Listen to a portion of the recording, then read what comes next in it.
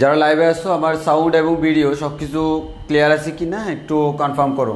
তোমাদের অ্যাটেন্ডেন্সটা দিয়ে দাও। আর আমার সাউন্ড ভিডিও এভরিথিং ক্লিয়ার আছে কি না একটু কমেন্টে কনফার্ম করো। Sound video everything is clear, এটা কনফার্ম করো।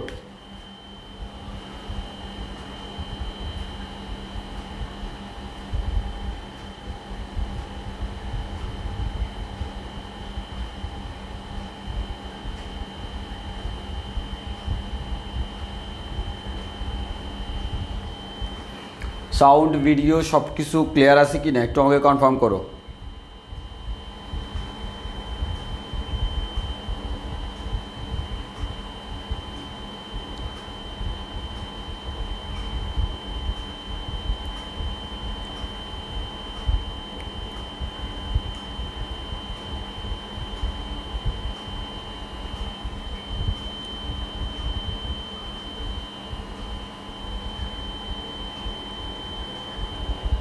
ওকে, যেহেতু সব কিছু ক্লিয়ার আছে আমরা শুরু করতে পারি। গত ক্লাসে আমরা হল প্রভাব নিয়ে আলোচনা করছিলাম এবং হল বিভব কী সেই জিনিসটা তোমাদেরকে বুঝাইছিলাম। তো আজকে আমরা সংক্ষিপ্তভাবে সেই জিনিসটা আবার একটু বলবো, দেন আমি ফার্দার ক্যালকুলেশনে যাব। এই হল বিভব থেকে আমাদের হল প্রভাব থেকে অনেকগুলো প্রশ্ন আসে, আমাদের এখান থেকে কিন্তু অনেক বেশি প্রশ্ন হয় এবং আমাদের ইঞ্জিনিয়ারিং ভার্সিটি এবং জেনারেল ভার্সিটিগুলোতেও এবং বিজ্ঞান ও প্রযুক্তি বিশ্ববিদ্যালয়গুলোতেও এখানে থেকে প্রশ্ন হতে পারে। তো তার জন্য বেসিকটা ক্লিয়ার রাখতে হবে। আর আমরা যে কাজটা করব, প্রথমে হল বিভবের যে কনসেপ্টটা গত ক্লাসে আমি যদিও বলছিলাম, তাও এটার মধ্যে অনেকে একটু কনফিউজ থাকে, ওই কারণে আমি আজকে ছোট্ট করে আবার বলবো, দেন আমি ফার্দার ক্যালকুলেশনে যাব। এখানে হচ্ছে ক্যালকুলেশনটা মেইন ফ্যাক্ট, এরপর আমরা কয়েকটা সূত্র বের করব, সেই সূত্রগুলো দিয়ে আমরা আবার ম্যাথ করব। তো আমরা শুরু করি। তোমরা যারা জয়েন করছো তারা একটু নিজেদের নামটা কমেন্টে দিয়ে দাও, সবাই অ্যাটেন্ডেন্স দিয়ে দাও, সবাই অ্যাটেন্ডেন্স দিয়ে দাও। যারা জয়েন করছো সবাই অ্যাটেন্ডেন্স দিয়ে দাও।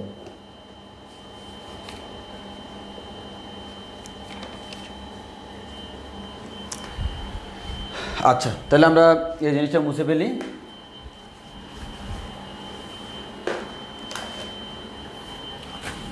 তাহলে আমরা হল প্রভাবটা নিয়ে আমরা একটু আলোচনা করি। তাহলে প্রথমত আমরা সেই গতদিনের সেম কনসেপ্টে আমরা যাব।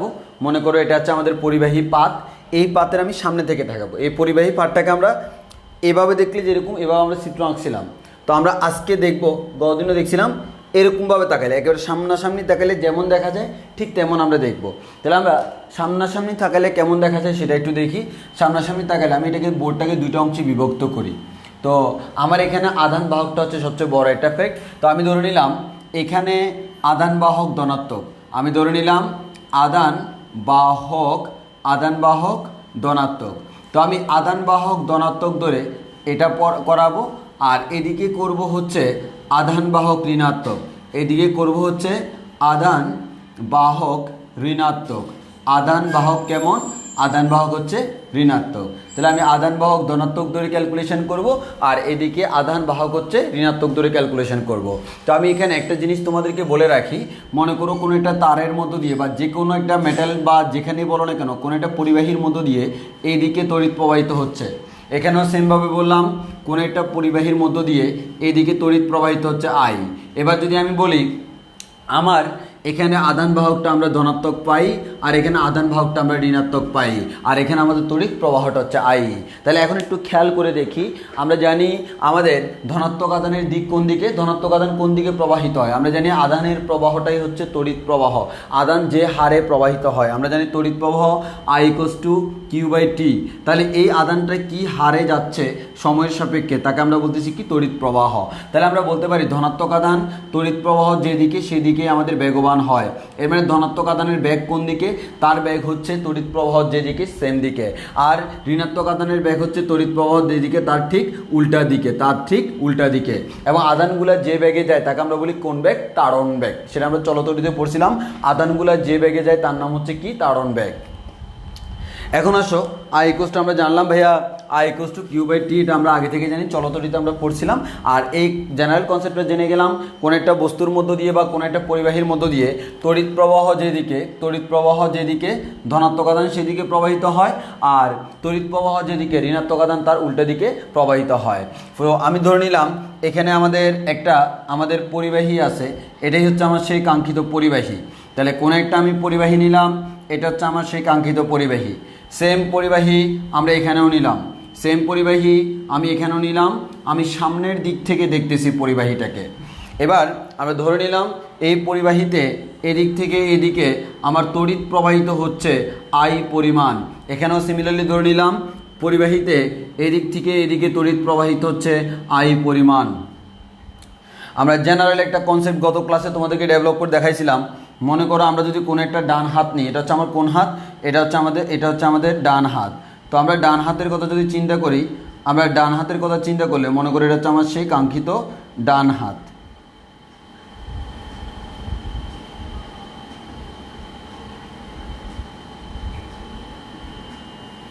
তাহলে এটা হচ্ছে আমার সেই কাঙ্ক্ষিত ডান হাত। তো ডান হাতের মধ্য দিয়ে আমি বলছিলাম এদিকে আমার সবসময় এদিকে থাকে আমার চৌম্বক ক্ষেত্র B, এদিকে থাকে আমাদের কি, এদিকে থাকে আমার ভেলোসিটি V। তো আমি বলছিলাম যদি আমার এখানে আধান বাহকটা ধনাত্মক হয়, এখানে আধান বাহক যেটা আছে আধানটা যদি ধনাত্মক হয়, তাহলে তালুর উপরের দিকে হচ্ছে আমাদের এখানে চৌম্বক বল FM এর ডিরেকশন। আর যদি আমার এরকম হয় আধান বাহকটা ঋণাত্মক, আধান বাহক যদি ঋণাত্মক হয় তাহলে আমরা আরেকটা ডান হাত আঁকি, আরেকটা আমরা ডান হাত যদি আঁকি,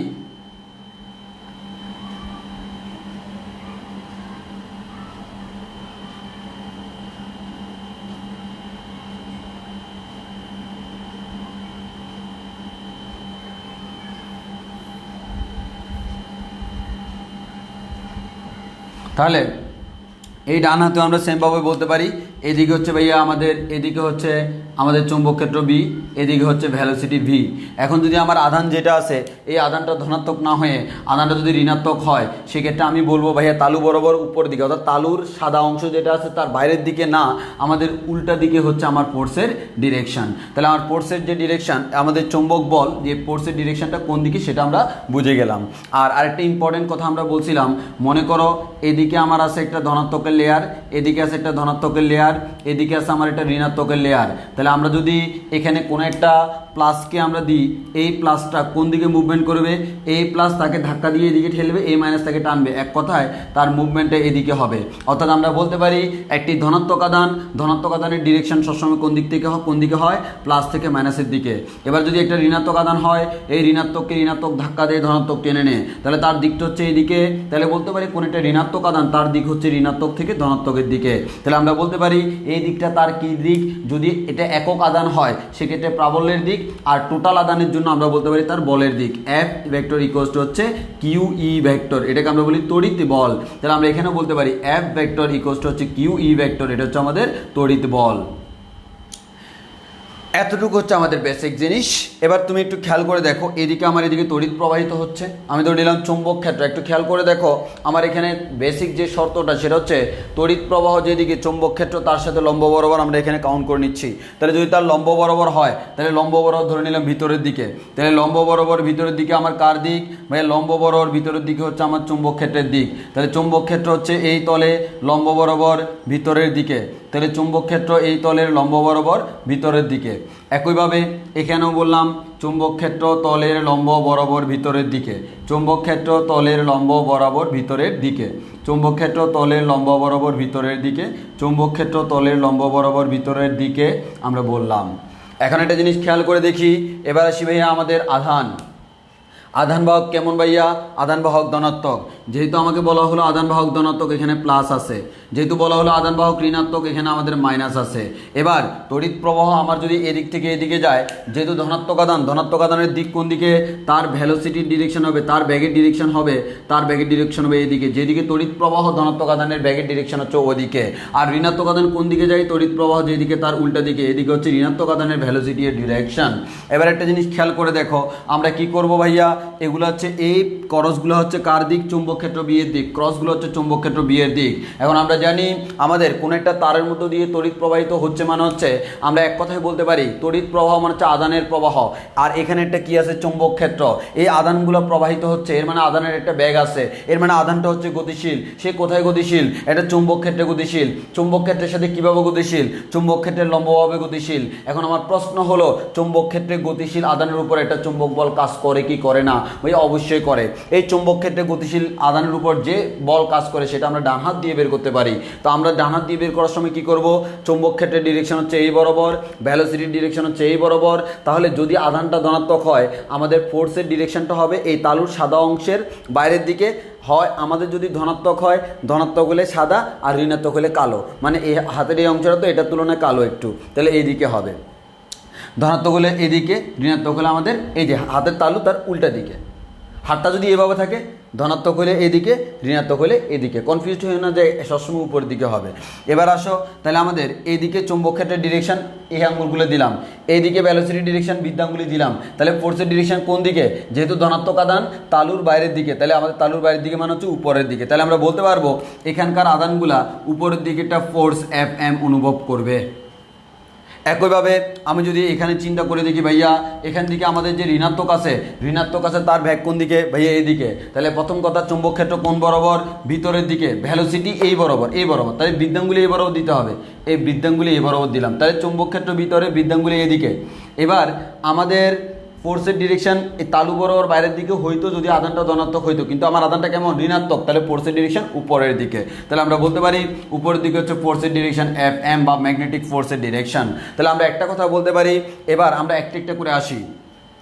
যখন ধনাত্মক আধান প্রবাহিত হবে, এখানে তো একটা আধান প্রবাহিত হবে না, অনেকগুলো আধান প্রবাহিত হবে। তাহলে আমাদের ক্রমাগত আধানটা আমার এদিক থেকে এদিকে আসতে থাকবে। এই আধানগুলো প্রত্যেকটা আধান কি হবে? উপরের দিকে গতিশীল হবে। গতিশীল হইতে হইতে এদিকে একটা ধনাত্মকের লেয়ার সৃষ্টি হবে। এর মানে এই পার্টটা কেমন হবে? ধনাত্মক। আর আমরা যদি বলি এই পার্টটা এই পাতের তুলনায় বেশি ধনাত্মক, এর মানে এই পার্টটার বিভব কি বেশি। যত বেশি ধনাত্মক আধান তত বেশি বিভব, যত বেশি ঋণাত্মক আধান তত কম বিভব। তাহলে যত বেশি ধনাত্মক আধান এদিকের বিভব তত বাড়তেছে, এদিকের বিভব বেশি মানে হচ্ছে এদিকের বিভব কম, কম মানে হচ্ছে ঋণাত্মক আধান আমরা বলে দিতে পারি, আমরা নিজেদের মতো করে ধরে নিলাম। এখন আমরা একটা কথা বলতে পারি, তুমি যতই একটা আধান এখানে গেল, তাহলে একটা আধান এখানে গেল, যাওয়ার কারণে এখানে একটা বিভব পার্থক্য সৃষ্টি হলো। আমি কি করলাম? এই প্রান্ত আর এই প্রান্তের মধ্যে একটা ভোল্টমিটার লাগাই দিলাম। এই ভোল্টমিটারের রিডিং নিচ্ছে কি? আমার এখানে ভোল্টেজ কত দেখা যাবে কি ভাইয়া? দেখা যাবে প্রাথমিক অবস্থায়। এখন যেহেতু একটা আধান এখানে গেছে, এখানে ধনাত্মক আর এখানে ঋণাত্মক, আর ধনাত্মক এবং ঋণাত্মকের মাঝখানে যদি কোনো একটা আধান থাকে, সেই আধানটার উপরে একটা কি কাজ করে? তড়িৎ বল কাজ করে। সেই তড়িৎ বল হচ্ছে কত? কিউই। এই তড়িৎ বল কোন দিকে কাজ করে? আমার আধানটা ধনাত্মক হলে প্লাস থেকে মাইনাসের দিকে, আধানটা ঋণাত্মক হলে মাইনাস থেকে প্লাসের দিকে। তাহলে আমরা একটা কথা বলতে পারবো, এখানে আমার সাথে সাথে একটা, তো এটা যেহেতু আধানটা ধনাত্মক, তাহলে এখানে প্লাস আছে এখানে মাইনাস আছে, প্লাস থেকে মাইনাসের দিকে একটা আমার কাজ করবে কি? একটা আমার তড়িৎ বল এফ ই কাজ করবে। তাহলে এফ ইটা নিচের দিকে কাজ করবে, এফ এমটা উপরের দিকে কাজ করবে। এফ ই নিচের দিকে, এফ এম উপরের দিকে। এখন আমরা বলতে পারি এফ এমটা সবসময় ফিক্সড, আর এফই যেটা আছে এই এফইটা ডিপেন্ড করে এখানে কতটুকু আধান আছে।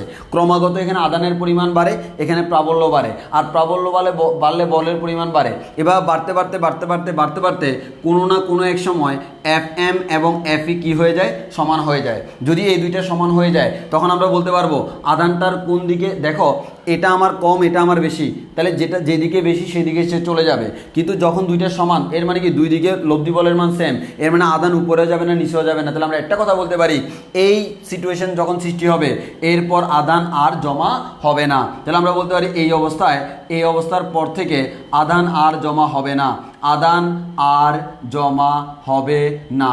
আধান আর জমা হবে না মানে কি, আধান আর জমা হবে না মানে হচ্ছে এই প্রান্ত আর এই প্রান্তের কি বিভব পার্থক্য কি ফিক্সড। তাহলে আমরা বলতে পারি দুই প্রান্তের বিভব পার্থক্য কি ধ্রুবক।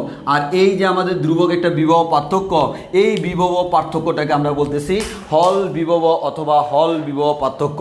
এটাকে আমরা বলতেছি হল বিভব অথবা হল বিভব পার্থক্য।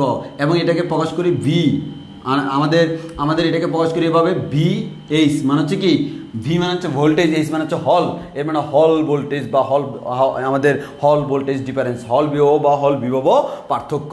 একইভাবে এখানে আসো, এখানে ঋণাত্মকগুলো উপরের দিকে যেতে যেতে এখানে ঋণাত্মকের একটা লেয়ার সৃষ্টি হবে আর এদিকে ধনাত্মকের একটা লেয়ার সৃষ্টি হবে। তাহলে আমরা বলতে পারি ভাইয়া এদিকে ঋণাত্মক এদিকে ধনাত্মক, তাহলে আমার এখানে একটা তড়িৎ ক্ষেত্র সৃষ্টি হবে। তাহলে আমরা বলতে পারি এদিকের সাথে যদি এদিকে আমরা একটা ভোল্ট মিটার কানেক্ট করে দিই, ভোল্ট মিটার আমাকে রিডিং দিবে ভোল্টেজ কত। প্রাথমিক অবস্থায় আমাদের ভোল্টেজ শূন্য থাকবে, আস্তে আস্তে ভোল্টেজের মান বাড়তে থাকবে, ভোল্টেজের মান বাড়তে একসময় দেখা যাবে কি এখানে যেহেতু আমার ঋণাত্মক এখানে যেহেতু ধনাত্মক আধানের একটা লেয়ার সৃষ্টি হয়েছে, এদের মধ্যে একটা কি সৃষ্টি হবে, তড়িৎ বল সৃষ্টি হবে। সেই তড়িৎ বলের ডিরেকশন কোন দিকে, ধনাত্মকের জন্য প্লাস থেকে মাইনাসের দিকে, ঋণাত্মকের জন্য মাইনাস থেকে প্লাসের দিকে। এটা যেহেতু ঋণাত্মক, এই মাইনাস থেকে প্লাস, এটা মাইনাস এটা প্লাস, এর মানে মাইনাস থেকে প্লাসের দিকে হচ্ছে তড়িৎ বলের দিক এফ ই। তাহলে আমরা আবার বলতে পারবো আমার এফ ই এর মান শুরুতে শূন্য, আস্তে আস্তে বাড়ে। যখন এফ ই এর মান এফ এম এর সমান হবে তখন আমরা বলতে পারবো ওই মুহূর্তে আমাদের আর কোনো আধান উপরে যাবে না নিচেও যাবে না। তখন আমরা বলতে পারবো ওই মুহূর্ত থেকে বিভব পার্থক্যটা ধ্রুবক, এবং এই বিভব পার্থক্যকে আমরা বলি হল বিভব পার্থক্য। এই বিভব পার্থক্যকে আমরা কি বলি, হল বিভব পার্থক্য। এবং এখানে যে তড়িৎ বল, এই তড়িৎ বল এফিকে আমরা বলতে পারি কিউ ই। কিউ মানে হচ্ছে যে আদানের পরিমাণ, আর ই মানে হচ্ছে কি প্রাবল্য। তাহলে আমরা এতটুকু বুঝছি কিনা একটু আমাকে বলো। গত ক্লাসে আমরা এটাই বুঝাইছি, আজকে জাস্ট অল্প সময়ে সেটা আমরা সামারাইজ করলাম। তাহলে এতটুকু তোমাদের ক্লিয়ার কিনা আমাকে একটু কনফার্ম করো। এতটুকু তোমাদের ক্লিয়ার কিনা আমাকে একটু কনফার্ম করো। এতটুকু তোমাদের ক্লিয়ার কিনা আমাকে একটু কনফার্ম করো।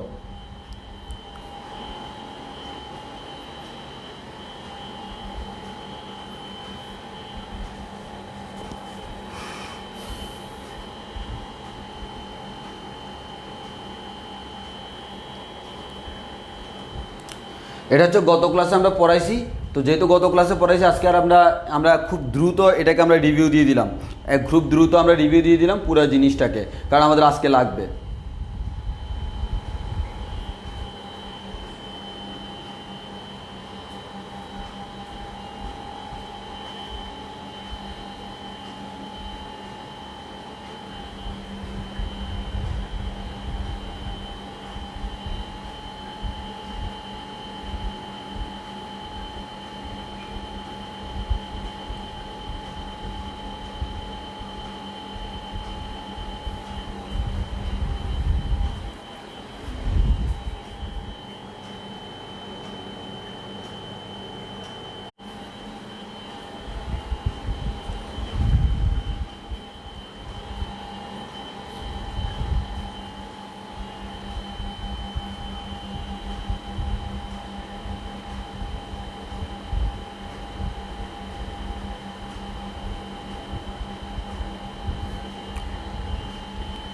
ওকে, তাহলে একজন প্রশ্ন করলো F E equals to F M কীভাবে। দেখো আমি তোমাকে বলবো, আচ্ছা সেটা বলার আগে আমি একটা কথা বলে রাখি। এখানে এবার আমরা হেডলাইনটা একটু চেঞ্জ করে দিব। হেডলাইনটা চেঞ্জ করে আমি বলবো, আচ্ছা আমি হেডলাইনটা চেঞ্জ করতে মুখে বলা হবে আধান বাহকের অস্তিত্ব নির্ণয়। মানে তোমাকে এবার সব কিছু বলে দিবে। এতক্ষণ পর্যন্ত আমরা সব কিছু জানি, আধান বাহকটা কেমন জানি, আধান বাহকটা কেমন জানার পর আমি বলের ডিরেকশনটা বের করছি। এবার উল্টাভাবে বলের ডিরেকশন বলে দিবে, বলবে যে আধান বাহকটা ধনাত্মক নাকি ঋণাত্মক। তাহলে তুমি বুঝতেই পারতেছ, এখান থেকে এবার দেখেই বলা যাবে যদি তড়িৎ প্রবাহ এদিকে হয়, যদি তড়িৎ প্রবাহ এদিকে হয়, ওই ক্ষেত্রে চুম্বক ক্ষেত্র ভিতরের দিকে হয়, তড়িৎ প্রবাহ এদিকে এখানেও সেম, চুম্বক ক্ষেত্র ভিতরের দিকে এখানেও সেম।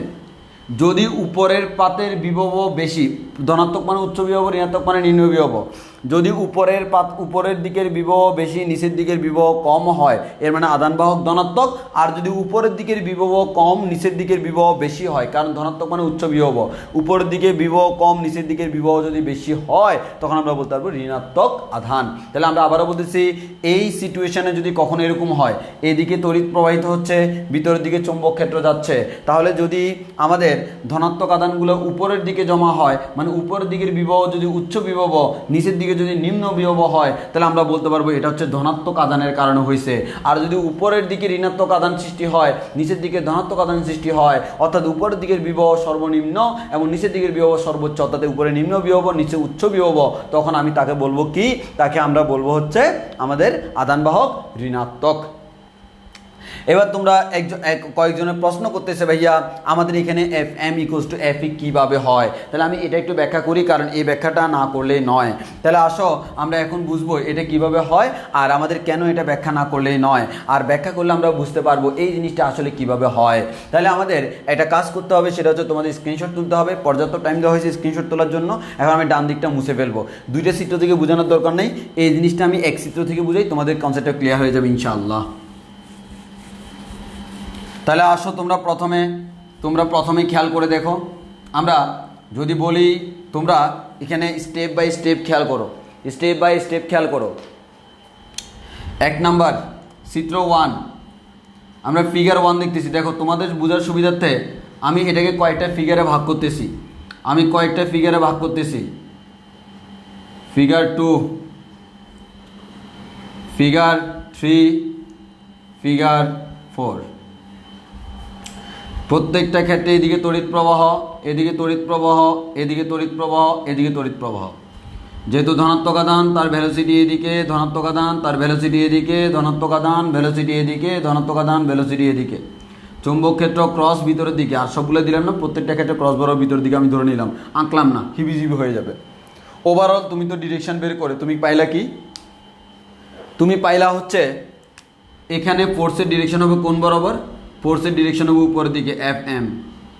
ফোর্সের ডিরেকশন যদি উপরের দিকে হয় তাহলে আমি সেই জিনিসটা দেখাচ্ছি না, আমি জাস্ট একটা কথাই বলবো তোমাকে, এখান থেকে যে আমার তারের মধ্যে দিয়ে আধান আসে, দেখো একটা তার যখন আমার এখানে আসে এটার মধ্যে দিয়ে আধান কিন্তু একটা আসে না, একটা আধান আসলো এরপরে আরেকটা, এরপর আরেকটা, মানে একটার পর একটা আধান যাইতেই থাকবে। এই আধানগুলো যে বেগে যাচ্ছে তার নাম হচ্ছে তাড়ন বেগ। আধানের বেগটাকে আমরা বলি কি, তাড়ন বেগ। তাড়ন বেগ আমরা চলতড়িতে পড়াইছি, তাড়ন বেগ। এখন আমার কথা হচ্ছে আধানগুলা যাওয়ার সময় সে কোন দিকে বল অনুভব করে, উপরের দিকে। আচ্ছা তুমি আমাকে বলো, একেবারে শুরুতে 1 নাম্বার অবস্থা, এই মুহূর্তে এখনও কি কোনো আধান জমা হয়েছে না ভাইয়া হয় নাই? এই মুহূর্তে যদি আমরা একটা কাজ করি, এই প্রান্ত আর এই প্রান্ত দুইটার যদি ভোল্টেজ নির্ণয় করি, এই ভোল্টেজের মান কত আসবে ভাইয়া? বিভবের মান আসবে 0। কেন? কারণ এখানে কোনো আধান নাই, এখানে কোনো আধান নাই, এর মানে এখানে কোনো বিভব পার্থক্য নাই। এবার আমরা বলবো ভাই এখানে একটা আমাদের এই আধানটা উপরের দিকে গতিশীল হইয়া সে এখানে চলে গেছে, এখানে ধনাত্মক এখানে ঋণাত্মক আছে ধরে নিলাম। তাহলে বলো তো এতক্ষণ পর্যন্ত আমার কি ছিল ভাইয়া? এতক্ষণ পর্যন্ত আমার এখানে কোনো আধান ছিল না, এখানে কোনো আধান ছিল না, যার কারণে এখানেও বিভব শূন্য, এখানেও শূন্য, বিভব পার্থক্যটাও শূন্য। এবার এখানে উচ্চ বিভব প্লাস, এখানে মাইনাস, তাহলে আমার এই দুইটার মধ্যে আমরা বিভব পার্থক্য পাবো, একটা নির্দিষ্ট পরিমাণ বিভব পার্থক্যের মান আছে। তাহলে আমরা কি বলবো? মান আছে। এরকম এরপর আরেকটা আধান আসবে, সেই আধান আসলে দুইটা হইলো, এই ক্ষেত্রে আমার কি হলো? বিভব বি আরও বাড়লো। এরপরে আমার 3টা আসবে মনে করো, এরপরে তাহলে কি হবে? বি আরও বাড়লো। এর মানে তুমি বুঝতেই পারতেছো এই দুইটা প্রান্তের বিভব অটোমেটিকলি আস্তে আস্তে কি হয়? বাড়ে। এখন তুমি একটু খেয়াল করে দেখো ভাইয়া, তোমরা জানো এফ ইকুয়ালস টু কি? Q E. এই এফ ই হচ্ছে আমাদের ইলেকট্রিক ফোর্স, অর্থাৎ মানে তড়িৎ বল। এখন আমরা জানি তড়িৎ বল কার উপর ডিপেন্ড করে, আধানের উপর ডিপেন্ড করে। আধান যতই বাড়তেছে আমার তড়িৎ বল তত কি হচ্ছে, বাড়তেছে। তাহলে আমরা একটা কথাই বলতে পারি, এখানে আধান যতই বাড়তেছে তড়িৎ বল তত কি হয়, বাড়ে। আবারও বলতেছি, আধান যত বাড়ে তড়িৎ বলটা তত বাড়ে। এর মানে আমরা বলতে পারি শুরুতে এখানে এফ ই ইকোয়াস টু কত, 0। এখানে যাইয়া একটু বাড়লো, এখানে যাইয়া আরেকটু বাড়লো, এখানে যাইয়া আরেকটু বাড়লো। আর এফ এম যেটা আছে তড়িৎ বল Q B V sine theta, Q B V sine theta, এই জিনিসটার ক্ষেত্রে দেখো আলটিমেটলি আমার এখানে কোনো পরিবর্তন হয় না, কোনো পরিবর্তন হয় না। আমি এখানে একটা জিনিস তোমাকে বলে রাখি, আলটিমেটলি দেখো এখানে যদি আমি বলি এখানে একটা আছে, এখানে তড়িৎ ক্ষেত্রটা আমার এই দিকে, এখানে তড়িৎ ক্ষেত্র আরও বাড়লো, অর্থাৎ প্রত্যেকটা ক্ষেত্রে তড়িৎ ক্ষেত্রে দেখো তড়িৎ বলরেখা বাড়তেছে না, আধান যত বাড়তেছে তড়িৎ বলরেখা তত বাড়তেছে। আর তড়িৎ বলরেখা বাড়তেছে মানে তড়িৎ প্রাবল্য বাড়তেছে। এই তড়িৎ প্রাবল্য বাড়লে তড়িৎ বলও কি বাড়ে। কিন্তু এখানে দেখা যাচ্ছে নির্দিষ্ট পরিমাণ আধান আছে, প্রত্যেকটার ব্যাগ কি সেম, আমার চৌম্বক ক্ষেত্র নির্দিষ্ট আর থিটার মানও নির্দিষ্ট। থিটার মান সবসময় 90 ডিগ্রি। এখানে থিটার মান কত, 90, কারণ আমাদের ভ্যালোসিটি এদিকে, চৌম্বক ক্ষেত্র ভিতরের দিকে, মধ্য দিকে 90। তাহলে আমার কথা হচ্ছে এক্ষেত্রে আমার এফ এম সবসময় কি ফিক্সড, তার একটা মান আছে। আর এই মানটা আস্তে আস্তে কী হচ্ছে, বাড়তেছে। তাহলে আমার শুরুতে এটা 0 ছিল আর এটা বেশি ছিল, এরপর এটা আরেকটু বাড়লো, তাও এটার থেকে কম। এভাবে এটা বাড়তে বাড়তে বাড়তে বাড়তে বাড়তে বাড়তে কোনো না কোনো এক সময় এটার সমান হবে না। এই যে মুহূর্তে সমান হবে তখন আমি বলতে পারি কোনো একটা আধানের উপর, কোনো একটা আধানের উপর উপরের দিকে বলের মান যা, নিচের দিকে বলের মান তা। এর মানে এতক্ষণ পর্যন্ত ছিল কি, এফ এম এর মান বেশি ছিল, এফ ই এর মান কম ছিল। এফ ই এর মান কম থাকার কারণে আধানটা সবসময় উপরের দিকে উঠছে, যেহেতু এটা বেশি। কিন্তু যখন দেখি দুইটা সমান হয়ে গেছে, আধানটা আর উপরের দিকে উঠবে না, কারণ দুইজনের সমানে সমান, তখন আমি বলতে পারবো এক্ষেত্রে আধান আর কখনো উপরে উঠবে না। এর মানে যতটুকু উঠছে ততটুকু এনাফ, এতটুকুই ফিক্সড, বিভব আমাদের ফিক্সড। এটাকে আমরা বলতেছি কি, আমাদের ওই মুহূর্তে ফিক্সড যে বিভব পার্থক্য তাকে আমরা বলতেছি হল বিভব পার্থক্য। এবং তাহলে বলতো হল বিভব পার্থক্য বের করতে হলে শর্ত কি, শর্ত হলো এই দুটো কি হতে হবে, সমান হতে হবে। অর্থাৎ এই দুইটা যখন সমান হবে ওই মুহূর্তে যে বিভব তার নাম হচ্ছে হল বিভব। আমি আবারও বলতেছি, এই দুইটা যখন সমান হবে ওই মুহূর্তের বিভব পার্থক্যটাই হচ্ছে হল বিভব পার্থক্য। সো হল বিভব পার্থক্য তুমি যদি বের করতে যাও তোমাকে এই শর্তটা মেনটেন করতেই হবে। বুঝছি কিনা এবার বলো, কার প্রশ্ন ছিল তোমার ক্লিয়ার হয়েছে কিনা একটু বলো। যাদের প্রশ্ন ছিল ক্লিয়ার হয়েছে কিনা একটু বলো, আমি কমেন্ট চেক করতেছি।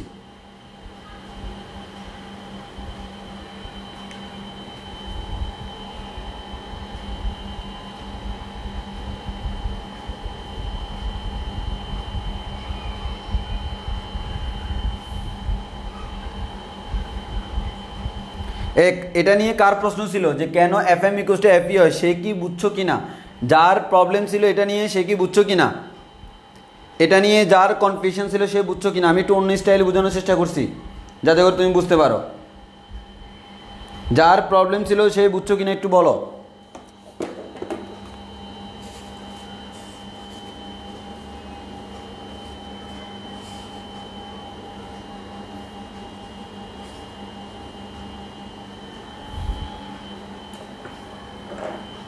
ওকে, সুমাইয়া ইসলাম প্রশ্ন করছিল, তোমার ক্লিয়ার। তাহলে যেহেতু ক্লিয়ার আলহামদুলিল্লাহ, আমরা সামনের দিকে আগাই।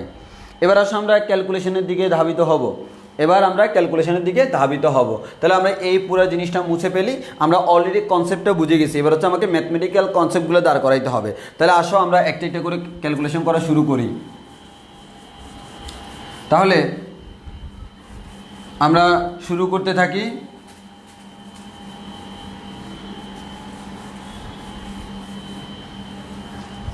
আচ্ছা, আমরা একটা কাজ করি, সেটা হচ্ছে ওই ফিগারটা আমরা আবার আঁকি, 3 ডাইমেনশনাল ফিগারটা। এরকম কোনো একটা পাত আছে, আমাদের পরিবাহী পাত আছে। এই পরিবাহী পাত যেটা, এটা হচ্ছে আমার সেই কাঙ্ক্ষিত পরিবাহী পাতটা। সেই পরিবাহী পাতটা আমরা এখানে আঁকলাম। একটু খেয়াল করে দেখি, এখন এই পরিবাহী পাতের যে ভিতর দিয়ে, এই ভিতর দিয়ে আমাদের তড়িৎ প্রবাহিত হচ্ছে এক পাশ থেকে অন্য পাশে। এই যে তড়িৎ পাস করতেছে আমার এদিকে আই। এখন আমি এটাকে দুইটা খণ্ডে বিভক্ত করি, মানে দুই দিকে আঁকতেছি আমার সুবিধার্থে।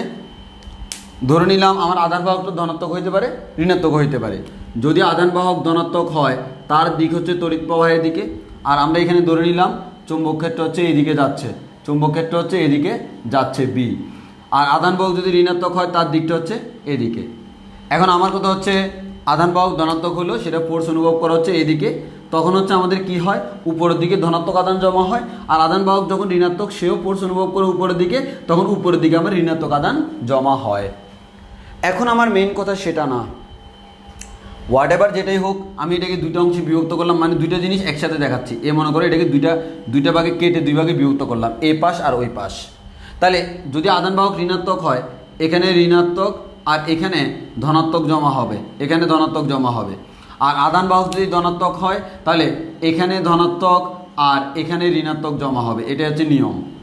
এখন আমার কথা হচ্ছে যেই দুইটা অংশের মধ্যে জমা হলো, আসলে দেখো আমরা যে বিভব পার্থক্য বের করতেছি সেটা কার কার মধ্যে, ভাই বিভব পার্থক্য হচ্ছে উপরের যে পাতটা, উপরের যে লেয়ারটা আমরা যদি দেখাই, মনে করো ফর এক্সাম্পল এই যে এটা হচ্ছে আমার সেই পরিবাহী পাত, তাহলে আধানটা এদিকে শিফট করতে হবে, মানে উপরের দিকে যে লেয়ারটা, এই লেয়ারটা হয় ধনাত্মক হবে অথবা ঋণাত্মক হবে, আধান বাহকের উপর ডিপেন্ড করবে।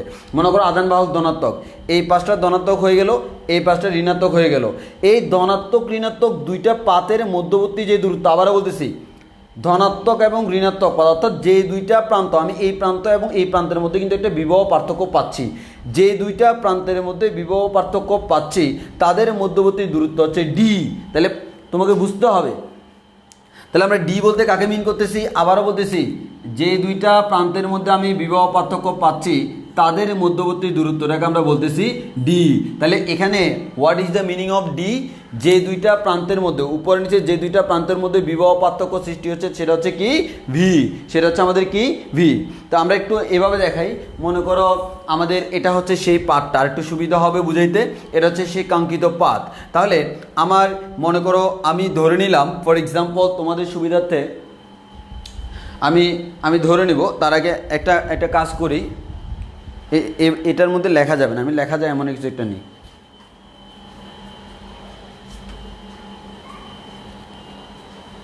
ওকে, ধরে নিলাম এটা হচ্ছে পাত, ধরে নিলাম এখানে হচ্ছে আমার ধনাত্মক আধান বাহক ধনাত্মক, এদিকে আমার এদিক থেকে এদিকে আমার তড়িৎ প্রবাহিত হচ্ছে। তাহলে আমরা বলতে পারি এই প্লাসের ডিরেকশন হচ্ছে এইদিকে, ভ্যালোসিটি এইদিকে, সে ফোর্স অনুভব করবে হচ্ছে এফএম উপরের দিকে। তাহলে আমার উপরের যে লেয়ারটা, এই লেয়ারটা কেমন হবে, ধনাত্মক হয়ে যাবে, আর নিচের যে লেয়ারটা, এই লেয়ারটা ঋণাত্মক হয়ে যাবে। আর আমার তড়িৎ বলের ডিরেকশন হবে নিচের দিকে, সেটা আমরা জানি। এখন আমার কথা হচ্ছে আমার এই যে উপরের যে এই লেয়ারটা দেখো জমা হচ্ছে, মানে কি এটা কিন্তু একটা লেয়ার, একটা তার থিকনেস আছে। তাহলে এই দুইটা লেয়ারের মধ্যবর্তী যে দূরত্ব এটা হচ্ছে ডি। তাহলে আমি আবারও বলতেছি what is the meaning of D, যে দুইটা প্রান্তের মধ্যে বিভব পার্থক্য সৃষ্টি হয় তাদের মধ্যে দূরত্ব। তোমরা পরীক্ষায় ধরতে পারো না, এগুলা ম্যাথ করার সময় এগুলো তোমরা ধরতে পারো না। তাহলে ডি মানে কি, ডি মানে হচ্ছে যে দুইটা প্রান্তের মধ্যে বিভব পার্থক্য সৃষ্টি হচ্ছে তাদের মধ্যবর্তী দূরত্ব, এর মানে এই দূরত্বটাকে আমরা বলতেছি কি ডি। এবার আসো, তোমার এই যে আধানটা, এই আধানটা এখানে জমা হচ্ছে না, এই যে এই তলেই তো জমা হচ্ছে, এখান থেকে উপরে মানে কি এই তলেই তো জমা হচ্ছে। এই তলের যে একটা এই তলের একটা পুরুত্ব আছে না, এই তল কতটুকু মোটা, এই তলের যে পুরুত্ব মানে হচ্ছে কি এটা, এই তল কতটুকু মোটা, এটাকে বলা হয় ওই তলের থিকনেস বা পুরুত্ব টি। এটাকে বলা হয় কি ওই তলের থিকনেস বা পুরুত্ব টি। তাহলে আমি আবারও বলতেছি এটা হচ্ছে ওই তলের থিকনেস বা পুরুত্ব কি টি। তাহলে আমি আবারও বলতেছি এটা হচ্ছে ওই তলের থিকনেস বা পুরুত্ব টি। তাহলে দুইটা জিনিস আমি বললাম, তোমরা বুঝছো কিনা বলো, তোমরা বুঝছো কিনা বলো যে আমাদের এখানে আমরা বলতে পারি, এখানে আমরা যে জিনিসটা বলতে পারি সেটা হচ্ছে কি ভাইয়া, এখানে আমাদের এই যে পাতে আধান জমা হচ্ছে সেই পাতের পুরুত্বটা হচ্ছে টি, আর দুইটা পাতের মধ্যবর্তী দূরত্ব হচ্ছে ডি। এখন এখানে যে পরিমাণ প্রাবল্য সৃষ্টি হচ্ছে, প্রাবল্য সৃষ্টি কেন হচ্ছে বলো তো, এখানে আধান জমা হওয়ার কারণে এই প্রাবল্যের ডিরেকশান ধনাত্মকের জন্য হচ্ছে আমার নিচের দিকে, ঋণাত্মকের জন্য হচ্ছে নিচের দিকে প্রাবল্যের ডিরেকশান। এই প্রাবল্যের যে ডিরেকশানটা পাচ্ছি, এই প্রাবল্য সৃষ্টি হচ্ছে কিন্তু আধান জমা হওয়ার কারণে। এই প্রাবল্য কতটুকু দূরত্বের কারণে সৃষ্টি হয়েছে, ডি দূরত্বের জন্য, অর্থাৎ যে দুইটা প্রান্তের মধ্যে বিভব পার্থক্য আছে তাদের মধ্যে দূরত্ব কত, ডি। তাহলে আমরা স্থির তড়িতের মধ্যে পাইছিলাম আমাদের বি ইকুয়ালস টু হচ্ছে কি ই ডি, এটা মনে আছে কিনা? অর্থাৎ প্রাবল্যকে দূরত্ব দ্বারা গুণ করলে বিভব পাওয়া যায়। এখন এখানে যে প্রাবল্য সেটাকে দুইটা প্রান্তের মধ্যে বিভব পার্থক্য দ্বারা গুণ করলে আমরা কি পাচ্ছি, দূরত্ব দ্বারা গুণ করলে বিভব পার্থক্য পাচ্ছি। তবে এখানে আমরা যে বিভব পার্থক্য পাচ্ছি সেই বিভবকে আমরা স্পেশালি নাম দিই, এটার নাম হচ্ছে হল বিভব। তাহলে দেখো হল বিভব বের করার একটা ফর্মুলা অলরেডি আমরা পেয়ে গেছি, এটা হচ্ছে আমার ফর্মুলা 1। তাহলে আমরা বলতে পারি বি হল ইকুয়ালস টু হচ্ছে ইডি। এর মানে আমরা বলতে পারতেছি প্রাবল্যকে দূরত্ব দ্বারা গুণ করলে আমরা হল বিভব পাবো। এখানে দূরত্ব মানে কোন দূরত্ব তোমরা বুঝতেই পারছ। এবার আমরা একটা জিনিস তোমাদেরকে বোঝানোর চেষ্টা করি।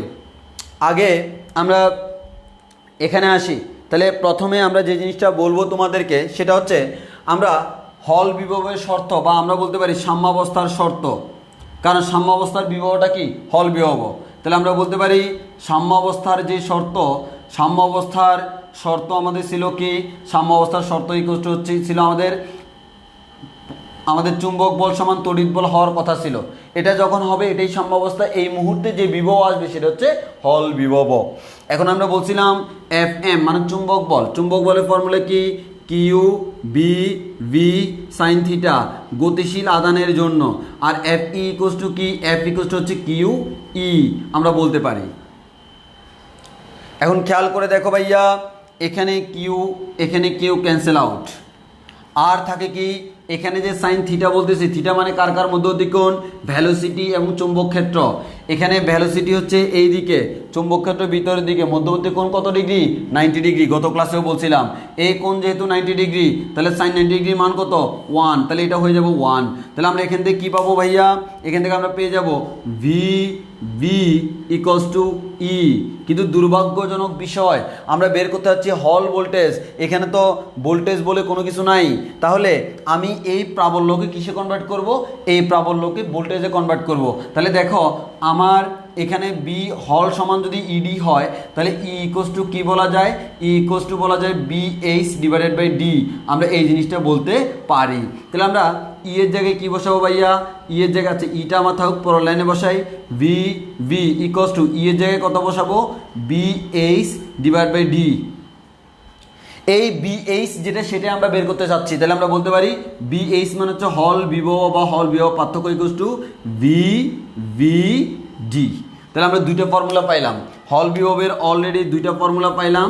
একটা হচ্ছে কি ভাইয়া, হল বিভব ভিএইচ ইকুয়ালস টু হচ্ছে ইডি, ই মানে হচ্ছে প্রাবল্য, ডি মানে হচ্ছে যে দুইটা প্রাতের মধ্যে বিভব পার্থক্য সৃষ্টি হয় তাদের মধ্যবর্তী দূরত্ব। এবার হচ্ছে এখানে বি মান হচ্ছে আধান যে বেগে গতিশীল, বি মান হচ্ছে আমার পরিবাহীটা যত মাত্রার চুম্বক ক্ষেত্রে আছে চুম্বক ক্ষেত্রের মান, আর ডি মানে অলরেডি বলছি দুইটা পাতের মধ্যবর্তী দূরত্ব যাদের মধ্যে আমরা বিভব পার্থক্য বের করতেছি তাদের মধ্যবর্তী দূরত্ব হচ্ছে ডি। তাহলে হল বিভবের কয়টা ফর্মুলা পাইলাম, দুইটা।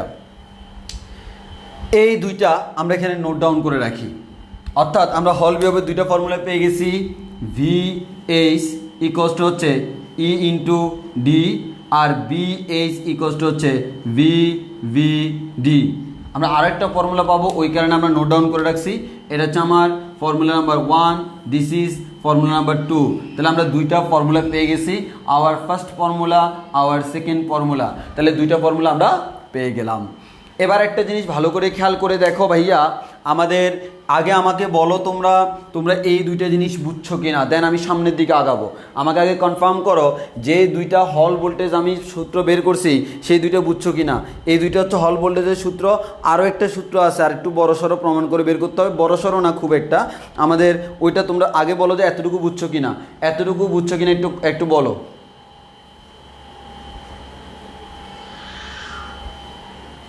বলো সবাই এতটুকু বুঝছি কিনা যে আমরা কিভাবে হল ভোল্টেজ বের করছি, এটা আমরা বুঝছি কিনা একটু কনফার্ম করো।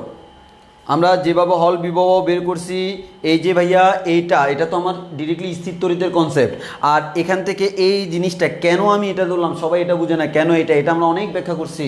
এখন এটা ধরার পর তখন আমি বলতেছি এই মুহূর্তে ভোল্টেজটা হচ্ছে হল ভোল্টেজ, এখানে দেখতেছি কোনো ভোল্টেজ নামের কেউ নাই, ভোল্টেজ নামের যেহেতু কেউ নাই আমি কি করে তাকে পাই, কারণ আমার এখানে কোনো ভোল্টেজ নাই, ওই কারণে আমি ভোল্টেজকে খুঁজে যাই, আর ভোল্টেজকে যখন আমি খুঁজতে যাই তখন আমি এখানে পাই আমার ভোল্টেজ, আর এখানে আমার আছে প্রাবল্য, আমি দেখতেছি ভোল্টেজের সাথে আছে প্রাবল্য, ওই প্রাবল্য থেকে আমি ভোল্টেজটাকে বের করে নিলাম, দেন এই প্রাবল্যের মান এখানে বসানোর পর আমি হল ভোল্টেজটা পেয়ে গেলাম, নতুন আরেকটা ফর্মুলা।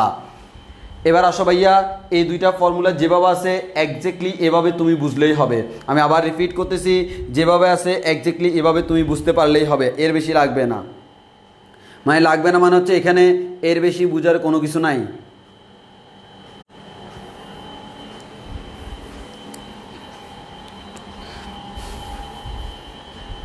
এখানে এর বেশি আমরা কিছু আমাদের বোঝার নাই।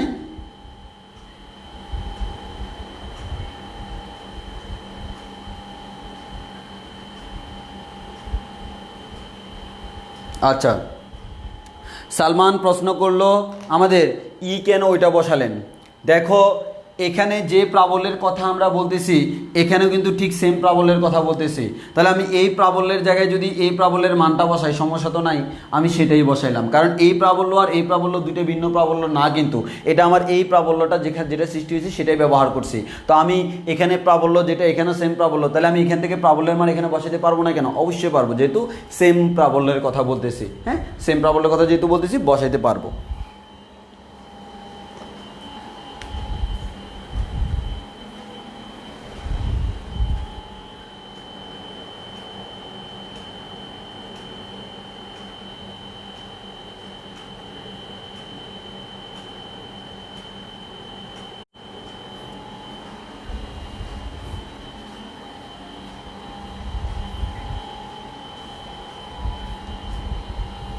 আচ্ছা, মাঝখানে আমার কাছে মনে হইলো এই যে লেখাগুলো ক্লিয়ার না, ওই কারণে একটু ঠিক করলাম।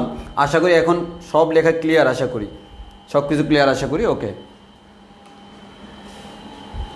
তাহলে আমরা এই জিনিসটা মুছে ফেলতে পারি, যেভাবে মুছে ফেলতে পারি। এবার আসো তোমাদেরকে একটা জিনিস মনে করাইয়া দিই, সেটা হচ্ছে ভাইয়া তাড়ন বেগের ফর্মুলা। তাড়ন বেগ এই তাড়ন বেগ আমরা পড়াইছিলাম হচ্ছে চলতরিতের মধ্যে। আমরা ধরে নিলাম এদিকে উচ্চ বিভব, এটা একটা আমার কোন একটা তার, এটা যদি কোন একটা তার হয় এটা আমার মনে করো উচ্চ বিভব, আর এটাকে আমরা বলতেছি ভাইয়া এদিকে মনে করো নিম্ন বিভব।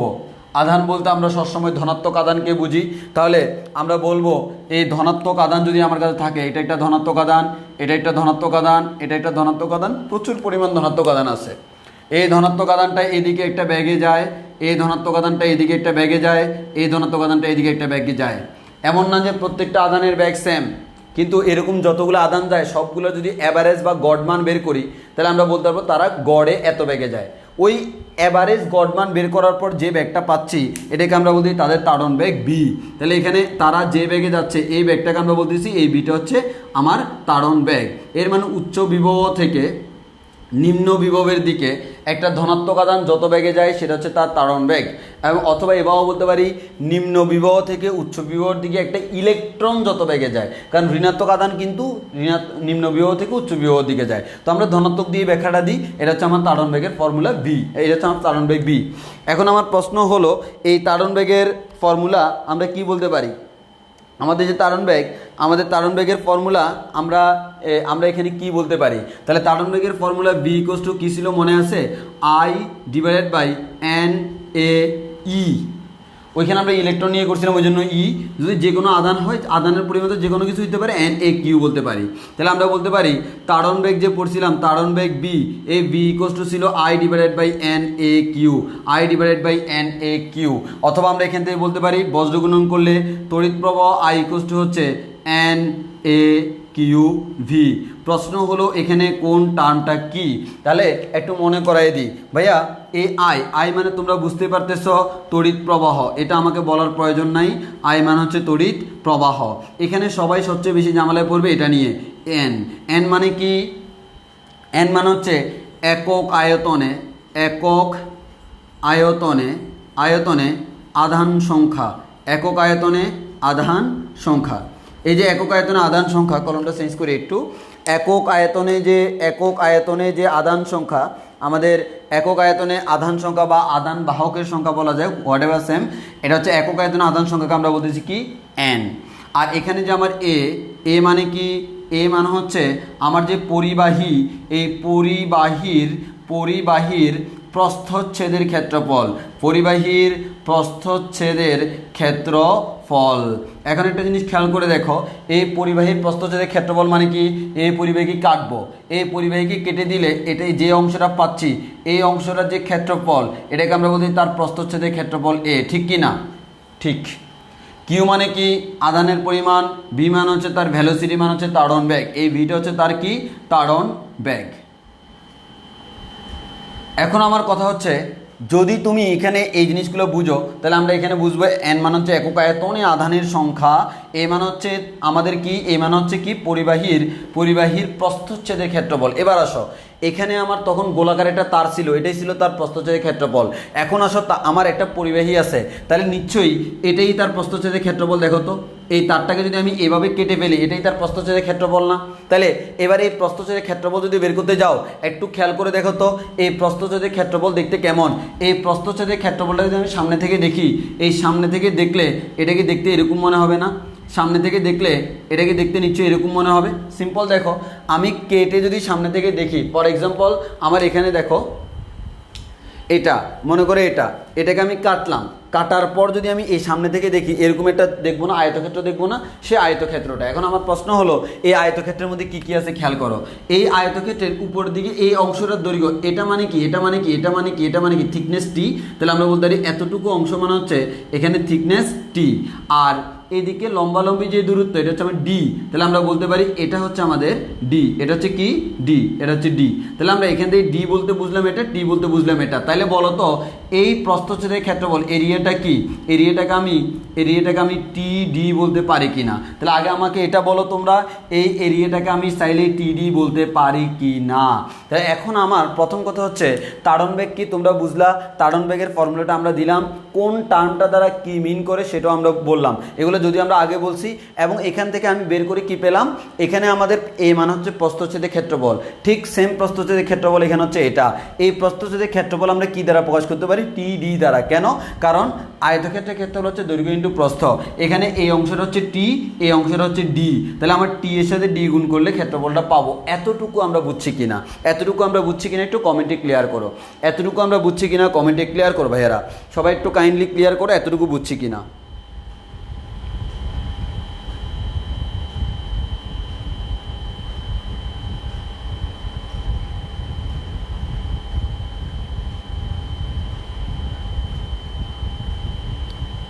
এই শুনো, ওয়াইফাইয়ের কানেকশানের ক্ষেত্রে দেখা যায় মাঝে মধ্যে হচ্ছে ফোন নেটের কানেকশানে দেখা যায় স্টাবল থাকে, কিন্তু ওয়াইফাইয়ের ক্ষেত্রে দেখা যায় এটি স্টাবল থাকে না, যার কারণে মাঝে মধ্যে একটু এই যে তোমার সিগন্যাল এই যে লো হয়ে যায়, হাই হয়ে যায়।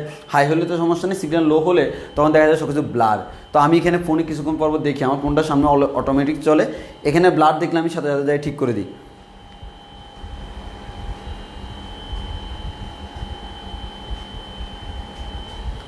সো তোমাদের এগুলো নিয়ে টেনশন করার কোনো প্রয়োজন নাই।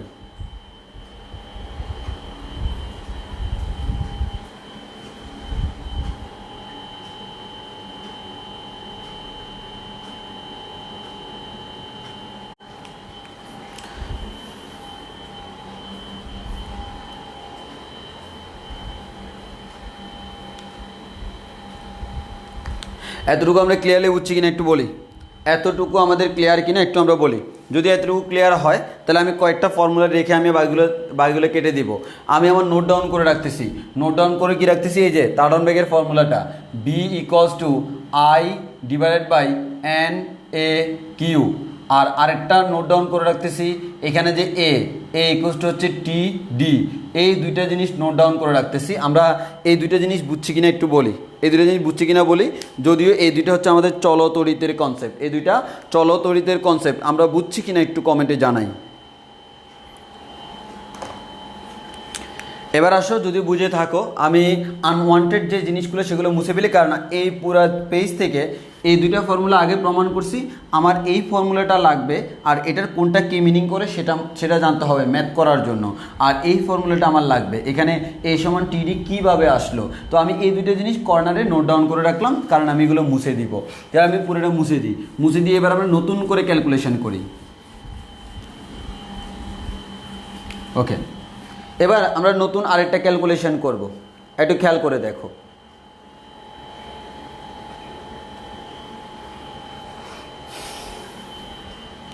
এখন একটু খেয়াল করে দেখো, আমরা VH ইকুয়ালস টু VVD এটা কিন্তু আমরা সবাই জানি। VH ইকুয়ালস টু VVD এটা আমরা সবাই জানি। তো সবাই যদি জানি, এখানে বিটা কি? তাড়ন বেগ। সবসময় পরীক্ষায় তাড়ন বেগ তো দেওয়া থাকবে না। তাড়ন বেগ যদি দেওয়া থাকে তখন তুমি এই ফর্মুলা ডাইরেক্ট ব্যবহার করতে পারবা। তাড়ন বেগ যদি কখনো দেওয়া না থাকে, নিশ্চয়ই এই ফর্মুলা দিয়ে বের করতে হবে। তাহলে আমি এই তাড়ন বেগের জায়গায় তাড়ন বেগের ফর্মুলা বসাই দিই, কি? I divided by NAQ into BD। এখন আসো আমার VH ইকুয়ালস টু, উপরে থাকলো BID, নিচে থাকলো হচ্ছে আমার NAQ। এটাকে আমি লিখতেছি না, না লিখার কারণ হচ্ছে এটাকে আমি চাইলে কি লিখতে পারি? এটাকে চাইলে লিখতে পারি T ইন্টু D। এই DD কিন্তু কাটাকাটি যায়। তাহলে আমরা এখান থেকে বলতে পারতেছি কি? এখান থেকে বলতে পারতেছি BH হল বিয়োগ equals to BI divide by NTQ। এটা হচ্ছে হল বিয়োগের আরেকটা ফর্মুলা অ্যান্ড ফাইনাল ফর্মুলা। তাহলে আমরা ওভারঅল বলতে পারি হল বিয়োগের আরেকটা ফর্মুলা আছে, BH ইকুয়ালস টু কি? BH ইকুয়ালস টু হচ্ছে BI ডিভাইডেড বাই NTQ। আমাকে বুঝতে হবে এখানে কোন টার্মটা দ্বারা কি মিন করে, তাহলে ম্যাথ করতে কোনো প্রবলেম হবে না। তাহলে আমরা আবারও বলতেছি, এখানে বি মানে হচ্ছে চুম্বক ক্ষেত্র মিন করে, BH মানে হল বিভব, I মানে তড়িৎ প্রবাহ, N মানে হচ্ছে একক আয়তনে আদান বাহকের সংখ্যা, T মানে হচ্ছে তার থিকনেস বা পুরুত্ব, ওই ফিগারে লেখা আছে, আর Q মানে হচ্ছে টোটাল আদানের পরিমাণ। তাহলে এতটুকু ক্লিয়ার হয়েছে কিনা? এখন এতক্ষণ যা পড়াইছি তার থেকে ফাইনালি তোমাকে এই তিনটা ফর্মুলা মুখস্থ করতে হবে। ফাইনালি এই তিনটা ফর্মুলা মুখস্থ করতে হবে।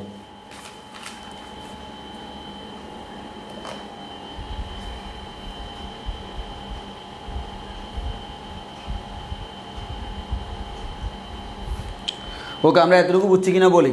এতটুকু বুঝলে আমাদের শেষ আজকের কনসেপ্ট। এবার আমরা ম্যাথ করাবো হল বিভব দিয়ে। হল বিভব দিয়ে আমরা ম্যাথ করাবো। এতটুকু ক্লিয়ার কিনা একটু কমেন্টে জানাও। এতটুকু ক্লিয়ার কিনা কমেন্টে জানাও। যদি ক্লিয়ার হয় তাহলে আমরা ম্যাথ করাইতে পারি।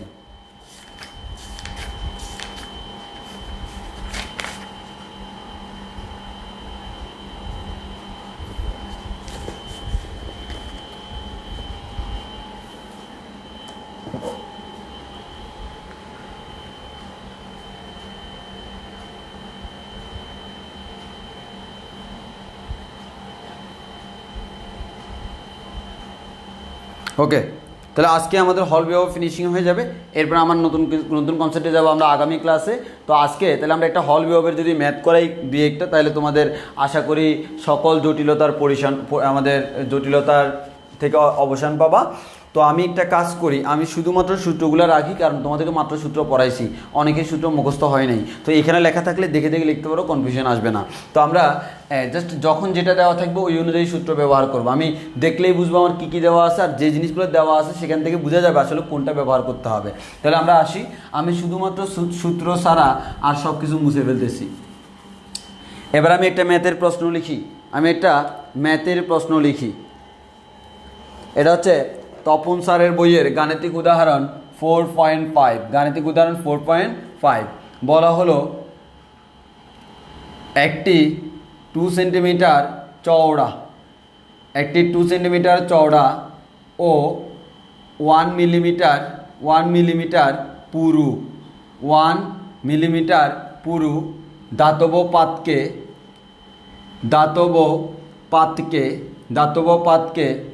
1.5 টেসলা এর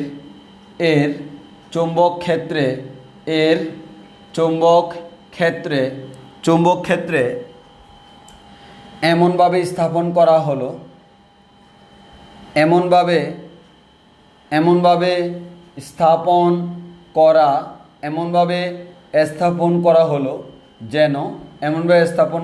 যেন পাতের সমতল চৌম্বক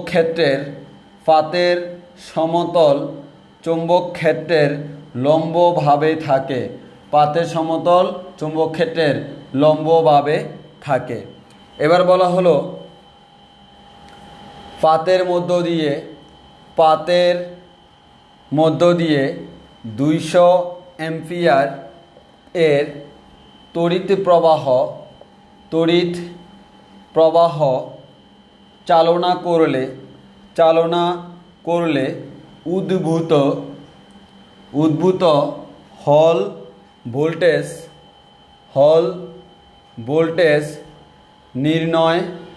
নির্ণয় করো। বলা হলো পাতের প্রতি একক আয়তনে ইলেকট্রন সংখ্যা 8.4 ইন্টু 10⁻28 m⁻3।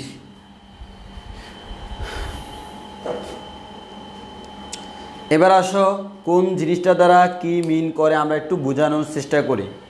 প্রথমে তোমাকে বলা হলো, আগে দেখো ভাইয়া আমরা এখানে ফিগারটা ড্র করি, সেটা আমার জন্য বেস্ট হবে।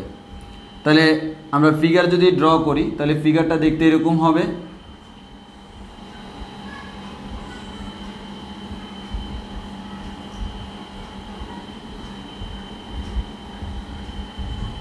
এই যে, তাহলে আমাকে বলা হলো কি একটি 2 সেন্টিমিটার চওড়া এবং 1 মিলিমিটার পুরু, 2 সেন্টিমিটার চওড়া 1 মিলিমিটার পুরু, এর মানে কি এটা হচ্ছে 2 মিলিমিটার চওড়া। 2 মিলিমিটার কেমন, 2 সেন্টিমিটার কেমন চওড়া। আর তার যে পুরুত্ব, এই পাতটার মানে চওড়া মানে প্রস্থ আর কি, প্রস্থ দেওয়া আছে পাতের প্রস্থ, আর এটার যে পুরুত্ব এটা হচ্ছে টি। তাহলে আমরা বলতে পারি পুরুত্ব এটা হচ্ছে কত 1 mm, 1 মিলিমিটার, এটা হচ্ছে কি পুরুত্ব। তাহলে বুঝতেই পারতেছ এটা কার মান, অবশ্যই ডি এর মান। তাহলে ডি ইকুয়ালস টু কত 2 centimetre equals to 2 into 10⁻2 metre. এবার এটা হচ্ছে কার মান, থিকনেস টি এর মান, টি ইকুয়ালস টু হচ্ছে 1 মিলিমিটার, এর মানে 1 ইন্টু 10⁻3 মিটার, সব এসআই ইউনিটে করতে হবে। এবার বললো ধাতব পাতকে 1.5 টেসলা চুম্বক ক্ষেত্রের মধ্যে রাখা হলো। তাহলে চুম্বক ক্ষেত্রের মান বি ইকুয়ালস টু আমরা বলতে পারি 1.5 টেসলা।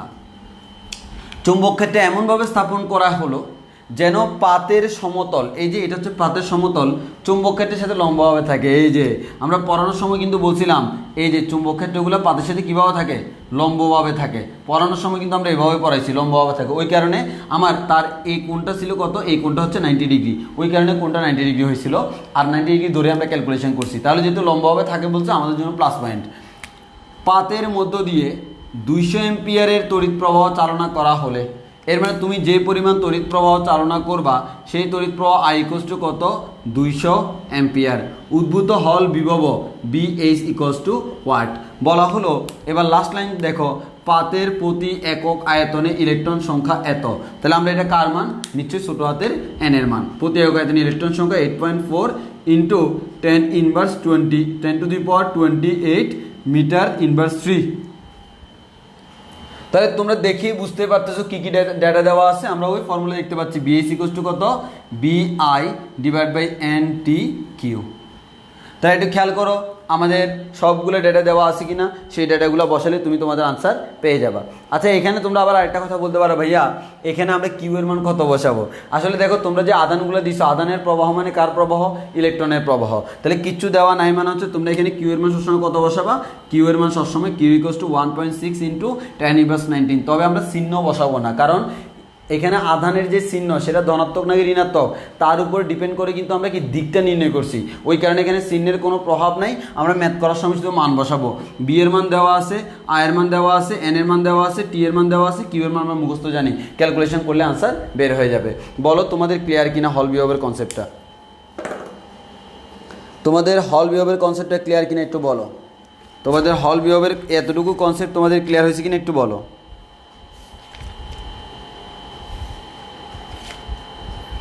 আশা করি হল বিভবের মধ্যে, হল বিভবে নিয়ে অনেকে একটু কনফিউশনে থাকে, আশা করি তোমাদের মধ্যে সে কনফিউশনটা অ্যারেজ করবে না।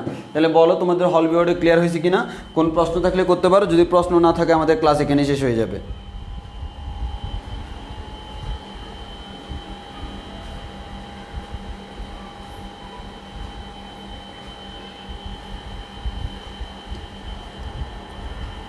সব কিছু ক্লিয়ার কিনা বলো। সব কিছু ক্লিয়ার হলে ক্লাস আমাদের এখানেই শেষ হয়ে যাবে। আর আমরা চুম্বকের আর এরপরের দুইটা ক্লাস খুবই মারাত্মক লেভেলের হবে। সেই দুইটা করার পর আর তেমন আহামরি কোনো ইম্পর্টেন্ট টপিক্স নাই। বাকিগুলো হচ্ছে আমরা এই যে সমাজবিজ্ঞানের মতো রিডিং, ওই চুম্বকের ডোমেইন, হ্যাঁ, ডায়াচুম্বক, প্যারাচুম্বক, এই ধরনের জিনিসগুলো আমরা পড়বো। আমরা হালকা করে জিনিসগুলো পড়াই দিব। যেগুলো এক কথায় ভালোভাবে পড়ানো সেগুলো ভালোভাবে পড়াবো, আর যেগুলো রিডিং টাইপসের পড়ে সেগুলো তোমাদেরকে হোমওয়ার্ক দিয়ে দিব, আমি বলবো তখন। তাহলে যে জিনিসগুলো বোঝানোর আমি কিন্তু খুব ফোকাস দিয়ে করাচ্ছি, কারণ এইসব জায়গায় আমাদের ইন্টারমিডিয়েট লেভেলের ম্যাক্সিমাম স্টুডেন্টের এই চুম্বকের বেসিকটা ক্লিয়ার না। যেমন তোমাদের দেখো খালি আমি কিন্তু চুম্বকটা একটু স্লোলি টানতেছি এবং আমি খুব ডিপলি পড়াচ্ছি। ডিপলি বলতে সব কিছু আমি প্রপারলি ব্যাখ্যা করার চেষ্টা করতেছি, কারণ ম্যাক্সিমাম এই চ্যাপ্টারটাকে খুব ভয় পায়। ইভেন ইন্টারমিডিয়েটে আমিও ভয় পাইতাম। ওই কারণে হচ্ছে আমি চাচ্ছি না আমার স্টুডেন্টরা এটাকে ভয় পাক। আমি চাই ফিজিক্স এমন একটা জিনিস যেটা হচ্ছে ভালোবাসার জিনিস, আর যদি তুমি ভালোবাসাটাকে লালনা করতে পারো, ফিজিক্স হয়ে যাবে ফিনিশ। ওই কারণে আমি চাই ফিজিক্স একটা জিনিস, তুমিও একটা জিনিস, ওই কারণে তুমি দিন শেষে ফিজিক্সটা করবা ফিনিশ। ওকে, আজকের ক্লাসে এতটুকু পর্যন্ত। আল্লাহ হাফেজ।